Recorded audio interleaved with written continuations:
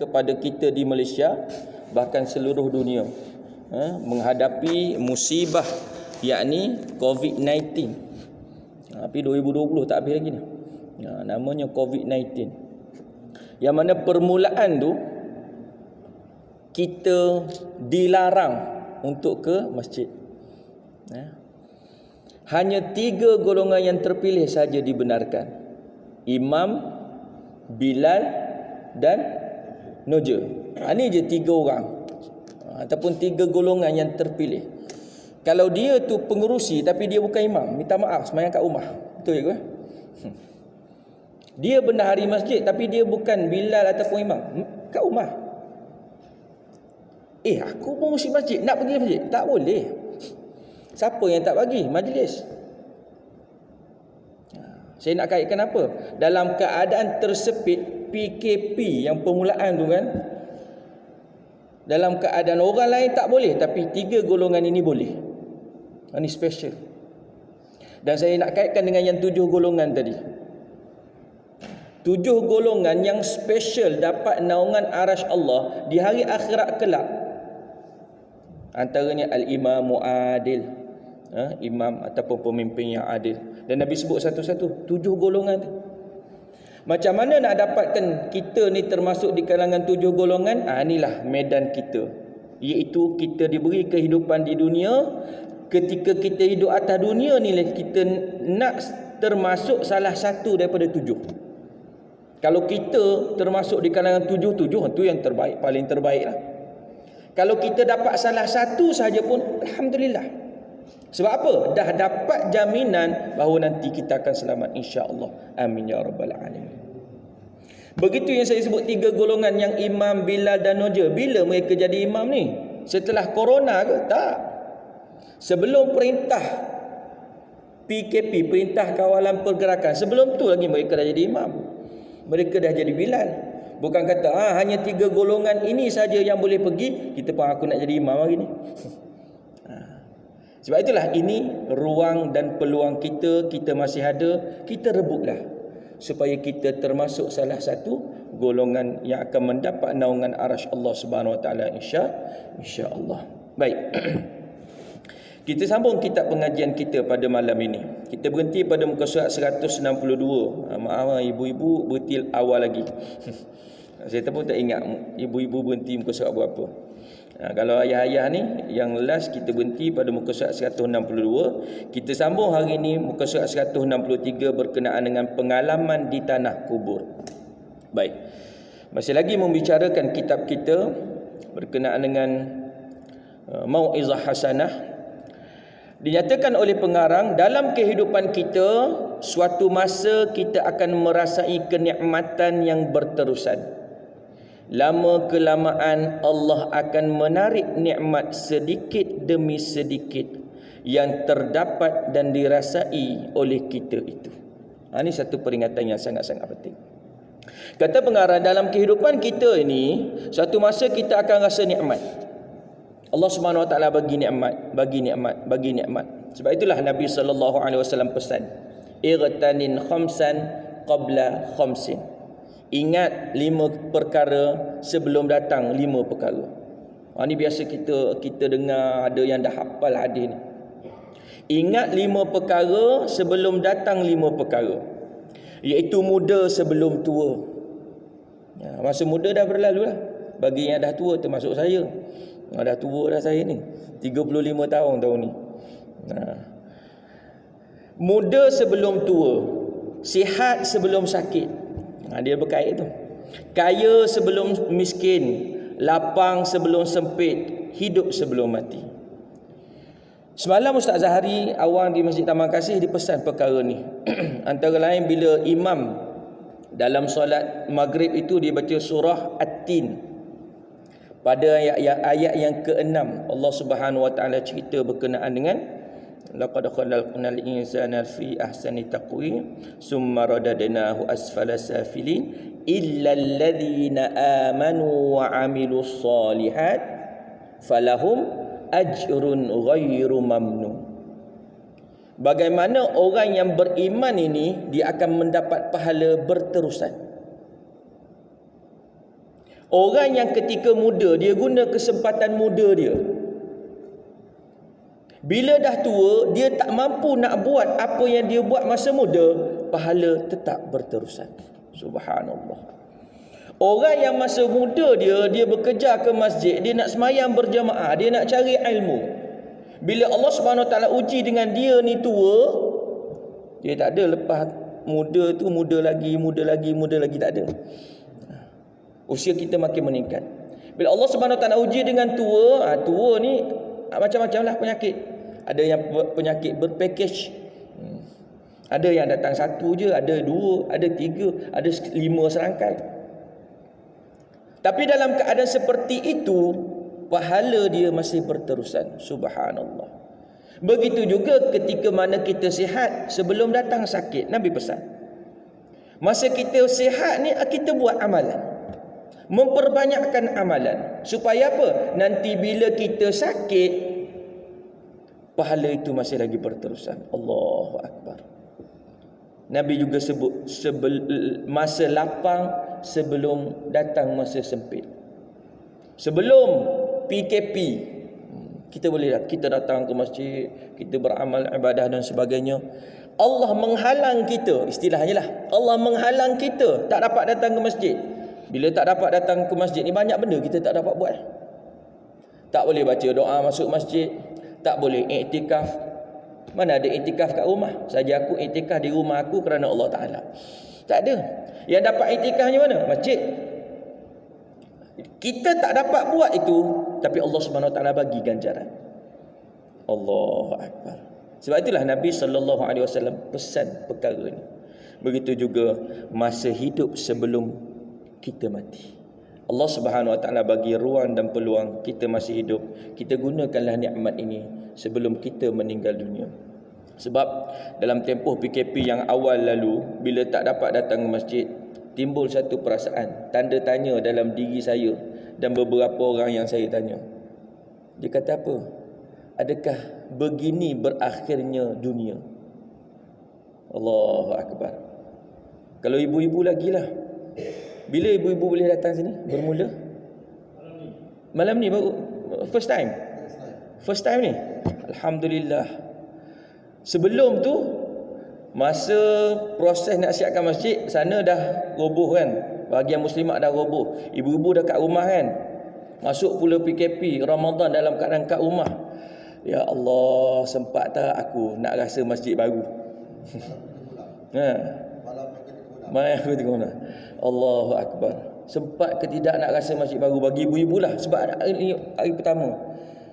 Bila Allah Subhanahu Wa Taala bagi kurnia dapat datang kembali, Allahu Akbar. Yang pertama, terima kasih kepada Allah Subhanahu Wa Taala. Yang kedua, kalau boleh sujud syukur. Menyatakan kesyukuran kita kepada Allah Subhanahu Wa Taala. Ya Allah, dalam usiaku, dalam tempoh masa kehidupan dunia ini, aku sempat lagi kembali ke rumah-Mu. Sebab bagi istilah mudah kaki masjid, kerinduan dia tak pergi tempat lain. Rindunya nak kembali ke masjid. Walaupun kat rumah tu semayang juga berjamaah, tapi lain. Ya. Fungsi kita semayang berjamaah kat rumah, jadi imam lagi tarawih. First time jadi imam.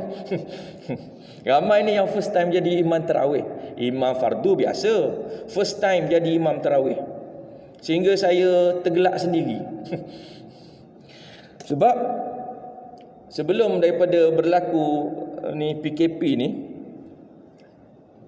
Ramadan tahun lepas, selepas Ramadan, kuliah selepas Syawal tu, antara lain saya sebut, antara orang yang paling banyak pahala dalam bulan Ramadan ialah imam.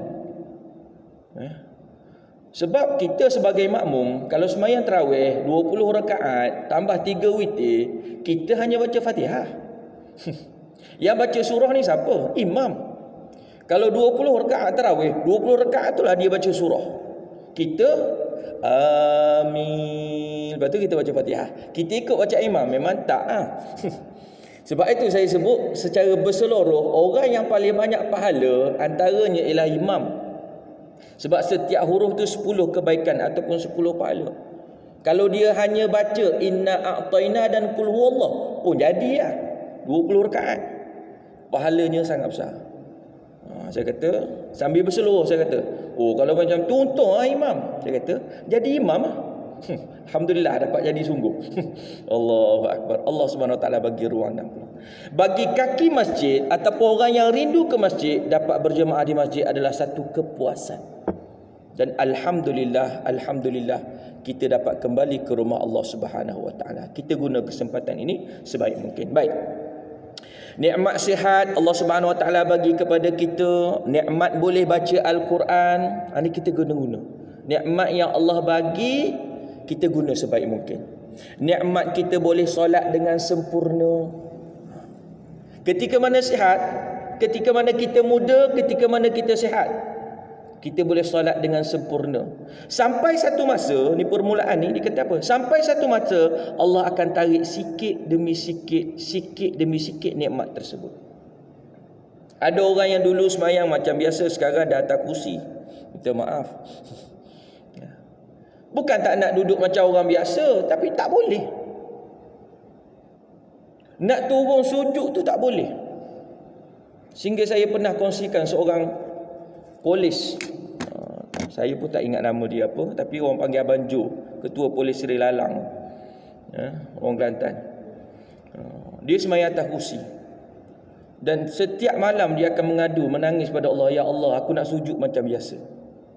Setiap malam dia mengadu, ya Allah, aku nak sujud macam biasa. Sebab apa? Seronok. Istilah mudahnya kalau semayang atas kursi ni sujud di awang-awangan lah, istilah mudahnya. Tapi diterimalah sebab itulah kaedahnya. Dia kata, aku nak sujud macam biasa, ya Allah. Sehingga Allah Subhanahu Wa Taala rezekikan dia sihat balik lutut dia, dia boleh sujud, menangis dia. Sebab apa? Rasa nikmat. Sebab itulah nikmat yang Allah Subhanahu Wa Taala bagi, kita guna betul-betul. Allahu Akbar. Seperti mana yang dinyatakan oleh Ustaz Syed Abdul Qadir dalam tazkirah di IKIM tu, dia kata apa? Kita buatlah sembahyang kita ni seperti mana orang tengok bola. Kita buat sembahyang kita ni seperti mana orang tengok bola. Orang tengok bola ni dia ada 3 kategori. Saya pun tak tahu sangat sebab tak minat bola. 3 kategori. Yang pertama, orang yang hanya pergi tengok. Sebab kawan dia ajak, jom lah pergi tengok. Aku tak ada kawan ni. Okeylah aku pergi. Pergi dia tengok. Tapi tengok je lah. Tidak menghayati. Sekadar teman kawan dia saja. Gol kawan dia. Gol. Oh gol eh? Oh gol. Begitu je.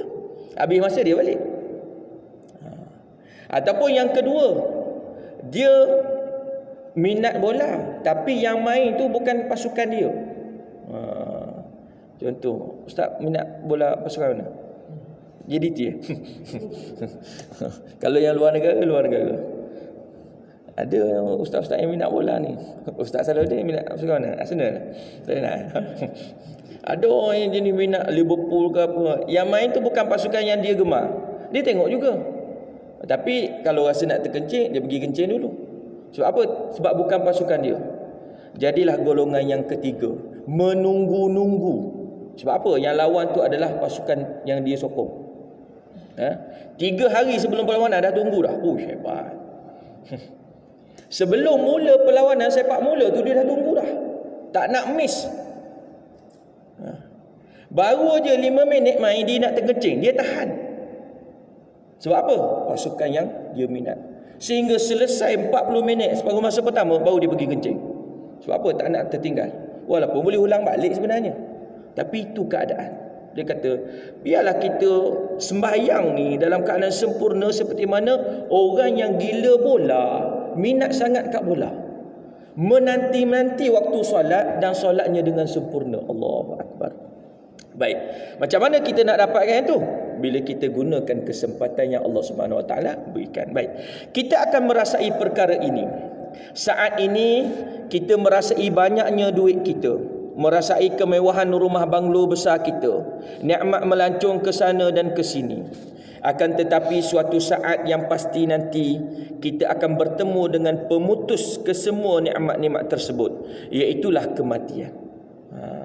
Sampai satu tahap Allah Subhanahu Wa Taala tarik sikit demi sikit, sikit demi sikit. Last sekali kita Allah Subhanahu Wa Taala matikan.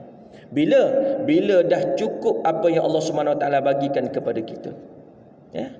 Bila mana Allah Subhanahu Wa Taala nak menciptakan kita, nak hidupkan kita, nak ditiupkan roh, Allah dah tetapkan rezeki kita banyak mana. Cukup rezeki kita, habislah masa kita untuk berada di dunia ni. Walaupun duit dalam bank tu banyak lagi, dah bukan kita punya tu. Dah milik ahli waris dan sebagainya. Baik. Ada satu kisah yang diceritakan oleh sahabat saya, kata pengarang. Suatu ketika beliau menziarah seorang gurunya. Gurunya itu menghidap pelbagai jenis penyakit. Ada kencing manis, darah tinggi dan lain-lain. Seorang sahabat dia ni pergi jumpa ataupun ziarah guru dia dalam keadaan banyak penyakit. Ketika beliau menziarahi gurunya itu, gurunya menghidangkan durian dan memakannya. Agak-agak orang kencing manis, Dr. Sauzi. Dicadangkan makan durian ke macam mana? Ambil bau kan? Ke ambil rasa sikit? Allah. Orang yang kencing manis, orang yang darah tinggi. Tapi tok guru dia ni hidangkan durian, ingatkan nak jemput anak murid je makan. Tok guru tu belasah. Mungkin musangking go. Baik, sahabat saya ni terkejut dan bertanya kepada gurunya, "Tok guru makan makanan begini, tak takut mati ke?" Yelah, sebab memang bahaya makanan macam tu. Lantas tok gurunya menunding jari ke arah hadapan rumahnya, iaitu tanah perkuburan. Depan rumah tok guru dia ni tanah kubur. Dia tunjuk. Dia kata apa? Tu di hadapan sana. Semua tu berpantang makannya, tapi tetap juga mati. Mudah. Allahu Akbar. Tu yang mati semua tu pantang tu. Allahu Akbar. Ni istilah mudahnya, dia makam berbezalah. Makam dia tu berbeza. Kita orang awam ni kena ikut apa yang disebut oleh doktor. Doktor kata kita ni penyakit sekian-sekian, tak boleh makan ni. Sebab apa? Doktor lebih tahu bidang dia. Sebab kalau tak, kita tak pergi jumpa doktor kalau kita sakit. Kalau kereta kita rosak, kita tak pergi jumpa doktor. Pergi jumpa Dr. Sauzi bawah, tak boleh, dia tak boleh nak buat apa. Pergi jumpa Dr. Mislan, tak boleh nak buat apa juga. Kereta rosak, pergi bengkel lah. Ada orang tempat-tempat yang tertentu. Jadi kita orang awam kena ikut nasihat doktor. Kalau doktor kata boleh makan, boleh. Kalau doktor kata makan sikit aja, kita jangan belasah sampai 2-3 pinggan. Membahayakan. Alah ustaz, kalau nak mati juga, betul. Tapi ikhtiar kita. Baik. Masih diriwayatkan oleh Ibnu Abi Dunya, kali ini daripada Saleh Al-Mari. Dia bercerita, suatu hari aku pernah memasuki kawasan kubur di bawah terik matahari yang sangat panas. Ini cerita pengalaman orang yang pergi kubur. Allahu Akbar. Ni seronok kitab kita ni. Dia cerita apa yang jarang kita buat.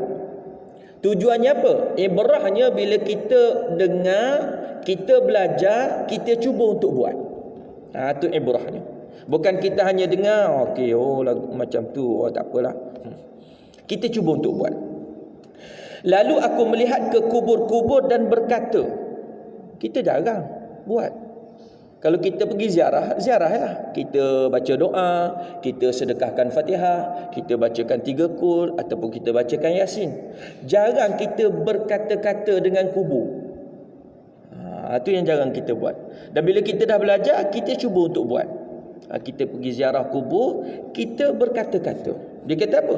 Subhanallah, siapakah yang mengumpulkan roh-roh dan jasad-jasad kalian setelah tercerai berai, lalu menghidupkan kalian dan kemudian menyebarluaskan kalian setelah diuji.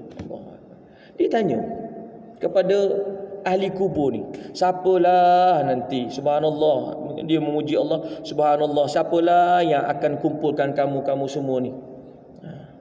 Tiba-tiba ni dia kata, kita cuba buat, mana tahu jadi macam dia.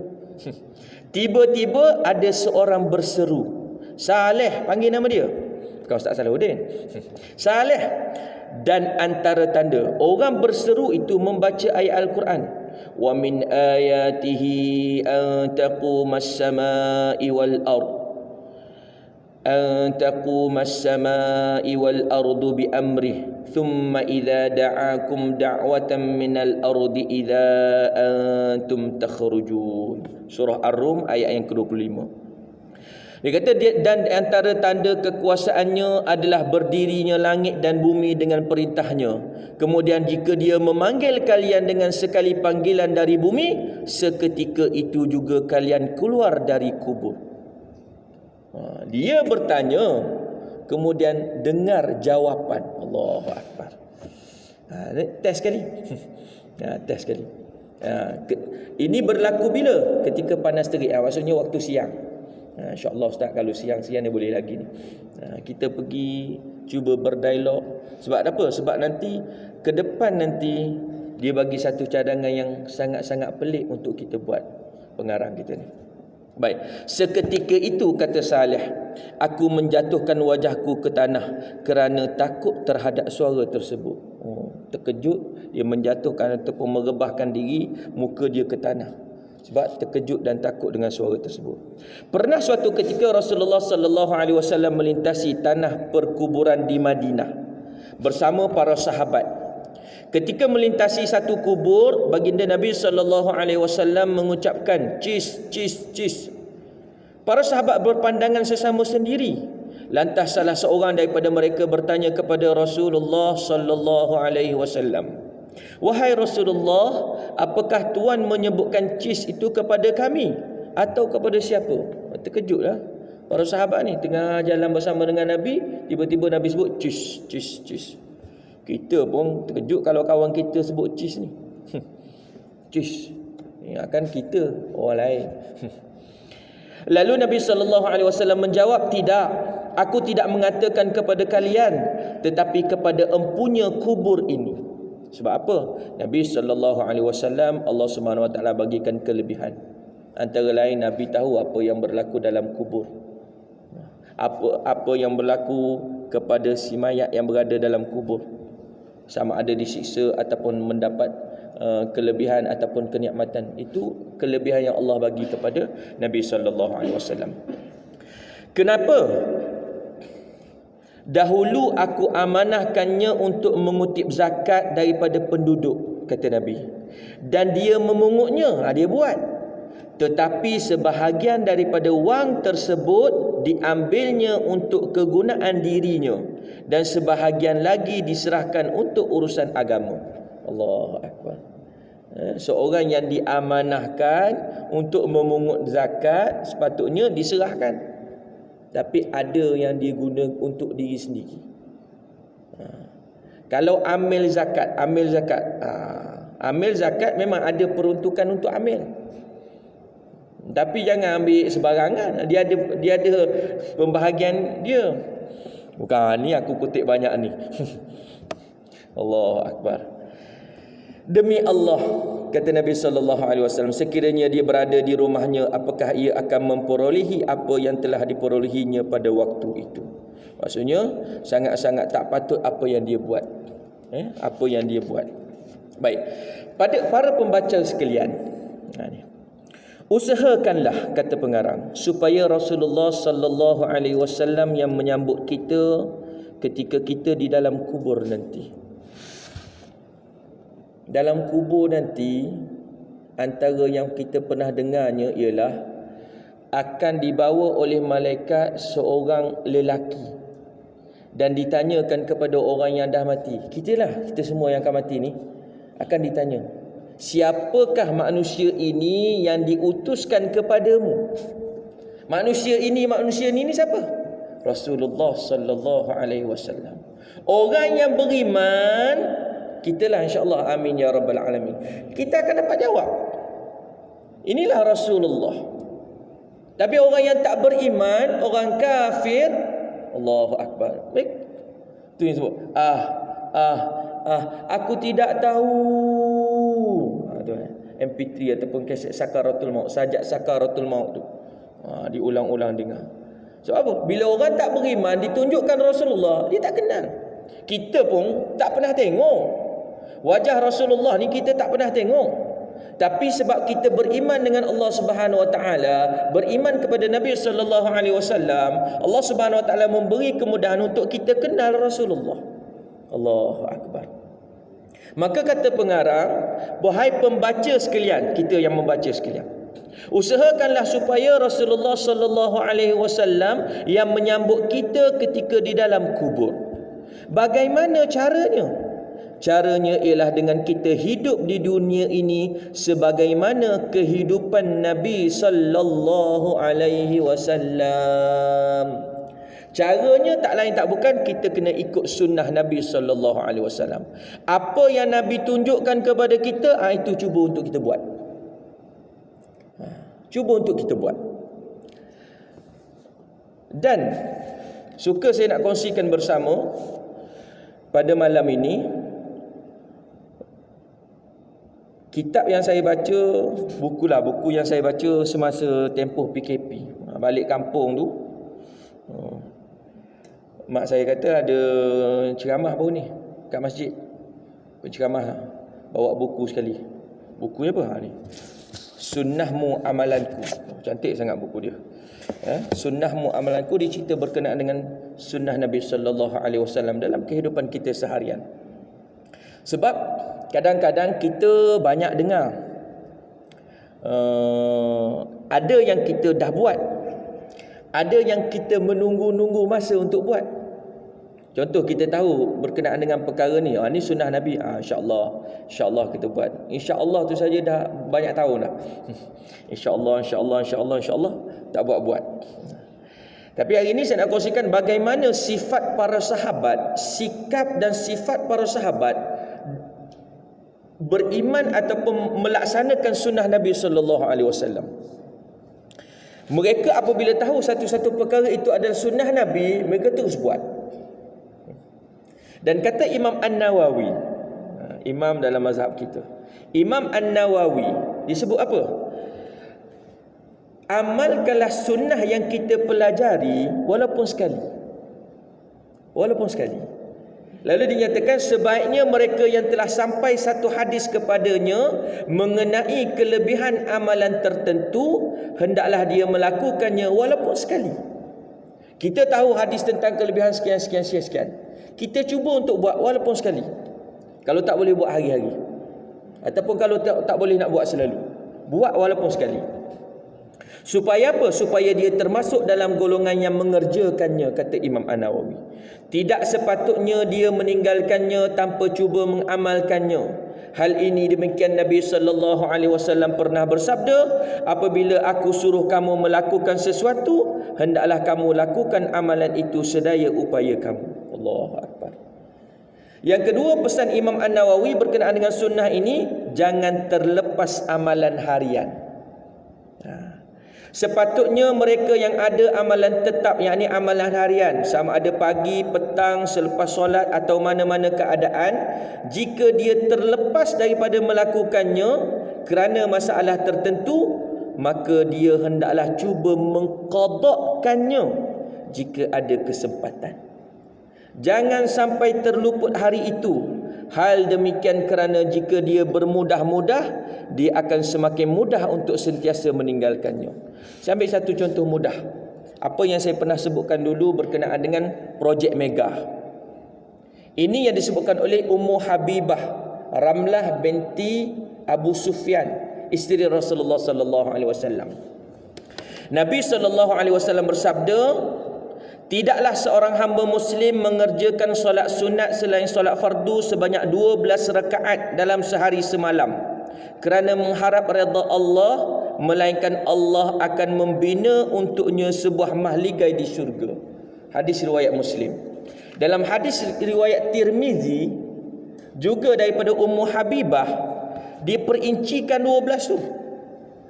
2 rakaat sebelum subuh, 4 rakaat sebelum zuhur, 2 rakaat selepas zuhur, 2 rakaat selepas maghrib, 2 rakaat selepas isyak. Cukup 12. Apa kata Ummu Habibah? Maka aku tidak pernah meninggalkannya semenjak aku mendengarnya daripada Rasulullah sallallahu alaihi wasallam. Ya Allah, hebat para sahabat. Sejak daripada dia dengar apa yang Nabi sebut ni, dia tak tinggal. Dia komplikan 12 rakaat tu. Subhanallah. Dan alhamdulillah tempoh PKP adalah tempoh yang terbaik sebab kita mengatur jadual sembahyang kita. Biasa kalau orang datang lambat nak 4 rakaat sebelum Zuhur memang tak dapat lah. Datang-datang orang dah sembahyang terlepas 4 rakaat. Tapi waktu PKP kita sendiri dah dengar azan, kita sembahyang dulu 4 rakaat sunat. Kemudian sembahyang Zuhur 4 rakaat. Kemudian lepas Zuhur buat 2 rakaat. Nak lagi cantik, buat 4 rakaat lepas Zuhur. Sebab apa? Di sana ada hadis berkenaan dengan orang yang sembahyang 4 rakaat sebelum Zuhur dan 4 rakaat selepas Zuhur, maka dagingnya ataupun kulitnya tak akan disentuh oleh api neraka. Kita dah dengar hadis ni, kita cuba untuk beramal. Baik, yang saya nak tekankan juga berkenaan dengan amalan ni ialah biasa kita dengar tentang solat sunat 4 rakaat selepas Isyak. Dalam hadis Ummu Habibah tadi 2 rakaat yang rawatib, yang muakkad, rawatib yang muakkad Isyaknya. Tapi di sana ada hadis berkenaan dengan 4 rakaat selepas Isyak. Allahu Akbar. Dah banyak kali kita dengar ni. Kalau dalam kitab Ustaz Muhadir Haji Jul ni, muka surat 10, amalan orang soleh, dia kata apa? Lazimkan solat sunat 4 rakaat selepas Isyak. Bila lepas ni? Pahalanya seperti mengerjakannya pada Lailatul Qadar. 4 rakaat selepas Isyak, pahalanya seperti melakukannya pada malam Al-Qadar. 1 rakaat dikerjakan pada Lailatul Qadar sama dengan 30,000 rakaat pada malam-malam selainnya. Rasulullah sallallahu alaihi wasallam bersabda yang mafhumnya, 4 rakaat selepas Isyak seperti mengerjakannya pada Lailatul Qadar. Hadis riwayat At-Tabarani. Dan di sana ada hadis daripada Ibnu Abbas cerita berkenaan dengan Nabi solat 4 rakaat selepas Isyak. Hadis daripada Aisyah, Nabi solat 4 rakaat selepas Isyak. Dan di sana ada 5 hadis dengan riwayat tambahan. Satunya daripada Ibnu Umar, sesiapa yang solat Isyak berjamaah, kemudian dia solat 4 rakaat sebelum keluar dari masjid, seumpama dia berdiri pada malam Al-Qadar. Subhanallah. Kita dah dengar ni. InsyaAllah kita cuba buat. Bila malam ni? Cuma sedikit kekangan kalau nak buat kat masjid ataupun di surau. Biasanya sedikit kekangan. Ustaz, saya nak buat ni, cuma masalahnya baru habis 2 rakaat, nak bangun rakaat seterusnya, lampu dah padam, kipas dah tutup. Tapi bukan masjid Taman Seri Keluang. Ni masjid tempat lain. Baru kadang-kadang tengah kita tahiyat tu, baru at-tahiyat tu, Allah, Assalamualaikum terus. Tak sempat habis tahiyat. Jadi bila kita dah dengar, kita cuba nak amalkan. 5 hadis riwayat tambahan tadi berkenaan dengan kelebihan, dan di sana ada 10 athar sahabat cerita berkenaan dengan perkara ni. Ittifaq ulama, Nabi solat ba'da Isyak 4 rakaat. Alah ustaz, buat 2 je lah kat masjid, 2 lagi kat rumah. Boleh buat macam tu? Setuju? Saya tak yakin pada diri sendiri. Sebab bila dah balik ke rumah tu, kalau cikgu memang balik sambung semayang. Saya tak yakin pada diri sendiri. Kalau balik rumah tu kita sambung semayang ke macam mana? Yang ngetihnya macam mana? Allahu Akbar. Jadi kita bagi ruang dan peluang. Kita tutup lambat sikit lampunya, kipasnya. Kita bagi ruang dan peluang. Ustaz, kita AJK masjid dah bagi, tapi dia orang tak nak. Tak apa. Begitu juga dengan 4 rakaat sebelum semayang Jumaat. Itu kadang-kadang terkena juga. Sebab kalau semayang Zuhur, sebelum semayang Zuhur tu kita ambil 4 rakaat. Dan hari Jumaat pun kita ambil lah juga. Tapi kadang-kadang Bilal cepat sangat ke depan. Baru habis 2 rakaat terus innallaha wa malaikatahu yusalluna 'alan nabi sampai habis tu. Jadi bagi ruang sikit, tak lama pun. 2 rakaat tu lebih kurang dalam 3-4 minit je. Jadi bagi ruang untuk apa? Untuk kita mengamalkan apa yang Nabi sallallahu alaihi wasallam ajarkan kepada kita.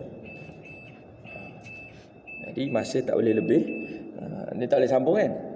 Sambung bulan depan pula. 2 minggu lagi. Ya.